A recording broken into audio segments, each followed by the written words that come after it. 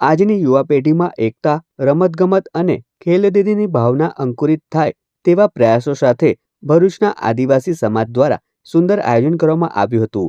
ભરૂચ તાલુકાના ઔસારા રોડ પર આવેલ હલદરવા ગામ ખાતે આદિવાસી યુવા જાગૃત ક્રિકેટ ટુર્નામેન્ટ 2026નો પ્રારંભ કરવામાં આવ્યો હતો, જેમાં વિવિધ ગામમાંથી આદિવાસી સમાજના યુવા ખેલાડીઓએ ઉત્સાહભેર ભાગ લીધો હતો. આ પ્રસંગે આદિવાસી સમાજના આગેવાન સતીશ વસાવા સહિતના સભ્યો તેમજ મોટી સંખ્યામાં ક્રિકેટ રસિકોએ ઉપસ્થિત રહી ક્રિકેટ ટુર્નામેન્ટના આયોજનને સફળ બનાવ્યું હતું. આદિવાસી યુવા જાગૃત ક્રિકેટ ટુર્નામેન્ટનું સિઝન 3નું ઓપનિંગ થઈ રહ્યું છે ભરૂચના ઔસારા રોડ હલદરવા ગામ ખાતે.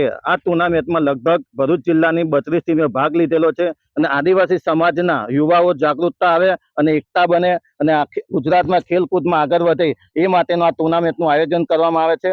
તમામ કેપ્ટને આ ટુર્નામેન્ટમાં ભાગ લીધો છે. હું સર્વને આભાર માનું છું. અસ્તુ.